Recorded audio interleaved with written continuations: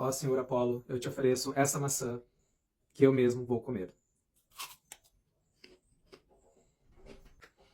Comer ou não comer as oferendas que, em tese, se oferece aos deuses. Está se proliferando, especialmente pelo TikTok, pessoas que dizem que os deuses permitem que comam as oferendas. A grosso modo, vamos pegar o sacrifício animal, que era a base, né, a base de tipo de oferenda mais comum na Grécia, mas não somente, né, havia formas só oferendas de vegetais. A oferenda, ou sacrifício, ela é o momento de refeição. Só que uma parte é dos participantes, tranquilo. Só que a outra parte é dos deuses, tanto que eram queimadas no fogo do altar, eram incineradas. Se fosse uma oferenda a um ente querido, né, morto, a parte deles também é incinerada ou jogada de alguma forma para dentro do túmulo. Então, mesmo quando havia algum tipo de rito, que era uma refeição ali, num rito quitônico, existe a divisão das partes. A divisão que fica com os participantes e a parte que fica com a divindade em questão. Segunda parte. Qual é a origem dessa prática de sacrificar aos deuses? Eu vou usar essa palavra sacrificar no sentido de consagrar, de sacralizar, seja um alimento, né, animal, de origem animal ou vegetal. A origem mitológica, quem nos conta, um dos que nos contam de forma poética e mitológica, é Hesíodo. Ele nos explica que, lá nos primórdios, quando Zeus estava fazendo a divisão do cosmos entre os deuses, né, botando cada um, né, no seu devido lugar e tal, chegou a parte de fazer isso com os mortais, né, com nós humanos. Só que quem fez o que seria dos deuses, o que seria dos mortais, quem fez essa divisão, essa repartição, não foi Zeus, foi Prometeu, o titã Prometeu. O que aconteceu? Prometeu ofereceu, trouxe um boi, né, levou um boi para abate, e repartiu em duas partes. Uma parte estava camuflada, eram só ossos camuflados em gordura, então tecnicamente estava suculento.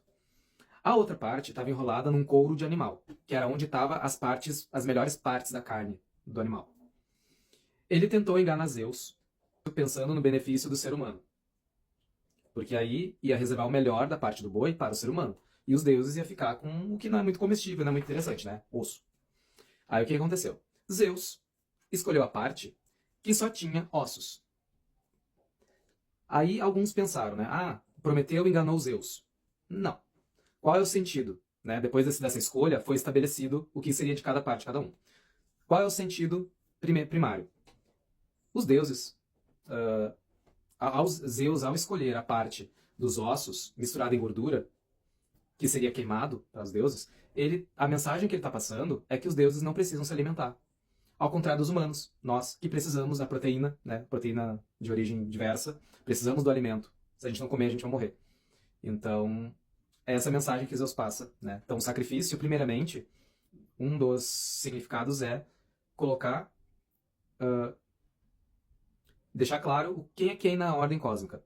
Nós, seres humanos, somos perecíveis, nós estamos nesse mundo de geração que a gente, enquanto espécie, precisamos nos multiplicar para poder continuar enquanto espécie, precisamos alimentar, nos nutrir, senão a gente desaparece, ao contrário dos deuses, que podem viver tranquilamente com a parte que é queimada dos sacrifícios, que é a fumaça, né? O que sobe, né? O que resta é a fumaça.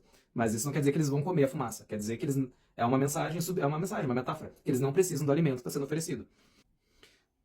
Outro sentido de fazer o ato de oferecer, né? Oferenda, oferecer algo a alguém, no caso, os deuses. E aí eu vou evocar o Teofrastos, de Eresos, que diz assim: há 3 razões pelas quais se deve sacrificar aos deuses, ou por honra, ou por gratidão, ou por falta de coisas. Pois assim como com os homens bons, assim também com estes, os deuses, pensamos que ofertas de primícias devem ser feitas a eles. Honramos os deuses, ou porque buscamos desviar os males, ou adquirir bens para nós mesmos, ou porque primeiro fomos bem tratados, ou simplesmente para fazer grande honra ao seu bom caráter. Então aqui vem a questão de honrar todos aqueles que são superiores a nós de alguma forma.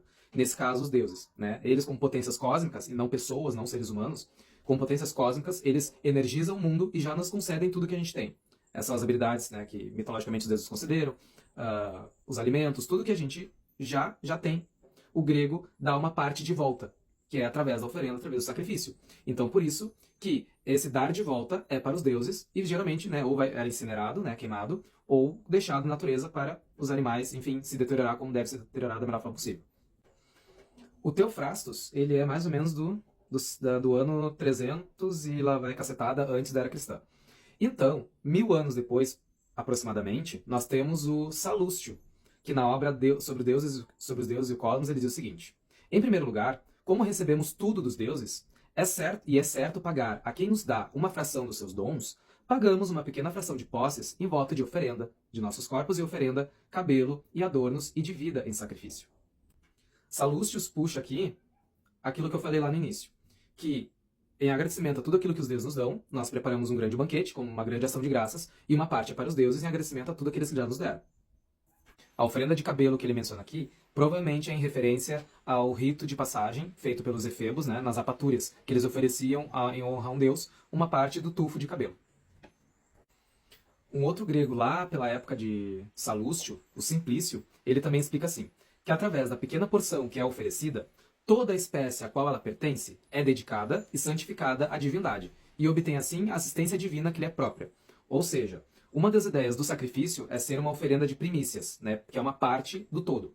E a ideia é, dedicando essa parte aos deuses, através de um tipo de simpatia cósmica, universal, enfim, oferecendo essa parte aos deuses, o todo da onde ela vem também vai ser beneficiado. Então, oferecer primícias de colheita, né, as primícias da colheita, tinham uma intenção de, através disso, abençoar todo o resto da colheita que ainda seria feita. Né, abençoar as sementes, que pudesse abençoar todas as sementes a quais ela faz parte. Então, através do pouco, né, da parte, seria uma forma de puxar bênçãos para o todo. Aparkai, ou aparré, são os começos, a oferenda de primícias, uma partezinha daquilo que está sendo oferecido.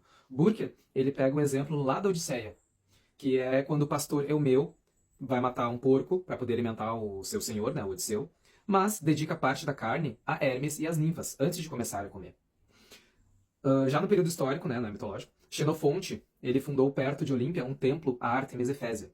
E então, ele sacrifica a ela 1/10 do que os campos, né, em torno do santuário produzem ao longo do ano. Então, ter 1/10 dessa parte é oferecido em sacrifício à deusa. Enquanto as outras partes, né, tudo o resto, é feito como uma ação de graças, para os participantes poderem se alimentar. Né. Lá no período mais avançado, né, período tardio, nós temos de Salústios também o seguinte trecho. Preces sem sacrifícios são apenas palavras. Com sacrifícios são palavras vivas. A palavra dá sentido à vida, enquanto a vida anima a palavra. Então, olha aqui, ele está dando uma outra função das oferendas. Eu tenho uma prece e a oferenda vai servir para animar esta prece, dar vida a ela para que ela tenha força e chegue aos deuses ou tenha força por si mesma. Porque a prece também tem um poder especial, ela é o coração do sacrifício, para começar. O sacrifício é como se fosse uma linda embalagem da qual a prece, que leva a nossa requisição aos deuses, é entregue. Então a prece é o suprassumo, o coração, né? O coração pulsante do negócio, a alma do negócio ali. Então, se não existe possibilidade de tu oferecer alimento aos deuses, ou se tu acha que é um desperdício oferecer alimento aos deuses, não oferece alimento nenhum. Então, se engaja na produção de preces, na criação de preces e oferecer a eles. A prece vai ter a mesma estrutura do hino, né? Os hinos homéricos, os hinos órficos, vai ter a mesma estrutura, tu pode se inspirar muito nelas. A diferença é que lá no finalzinho, a requisição vai ser muito pessoal. E tu também não precisa fazer algo extremamente estruturado para tua prece. A prece, ela é pessoal, ela vai levar tuas requisições aos deuses. Mas tu pode se inspirar tranquilamente nos hinos para poder modelar a sua prece. A estrutura do sacrifício, animal em especial, mas a estrutura muda em detalhes de lugar para lugar. O Walter Burker, ele explica assim: nesse processo todo, primeiro vinha a parte dos deuses, depois a prova das partes internas, né, pelo círculo mais interno que está fazendo o sacrifício ali no festival, depois a distribuição da carne pela ordem estabelecida. Aí vem a parte dos mortais. Primeiro os sacerdotes, depois os demais funcionários, os convidados de honra e finalmente o restante dos participantes. E ainda assim, em vários níveis de tipo de participação. Todo mundo se alimentava do sacrifício, mas a parte dos deuses era a parte dos deuses. Hesíodo, lá nos Trabalhos e Dias, ele nos diz assim: segundo as suas posses, sacrifique aos deuses que não morrem jamais. Pura e santamente, queime para eles boas carnes, entorne vinho, faça queimar a madeira que tem bom odor, quando adormece e quando volta a luz sagrada, para que eles tenham em relação a você coração e ânimos propícios. Em todos esses exemplos aqui que Hesíodo nos oferece, é de uma forma que a oferenda não retorna para nós. Isso não volta para nós, na forma de pegar de volta e comer.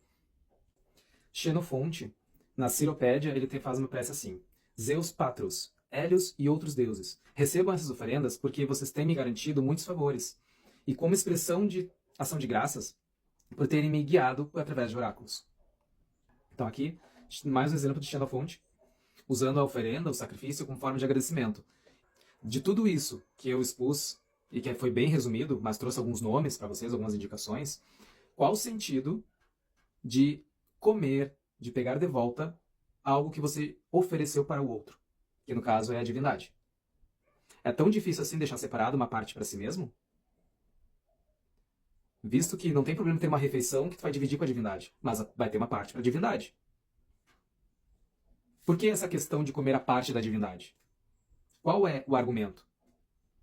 Dizer que a intuição, que as vozes, que o Deus permitiu, será mesmo que o Deus permitiu? Com qual finalidade? A não ser que, né, a hipótese de que a divindade não aceitou sua oferenda, por isso tanto faz para ele você comer ela ou não, porque não foi aceita. É uma possibilidade que não ouvi ninguém comentar.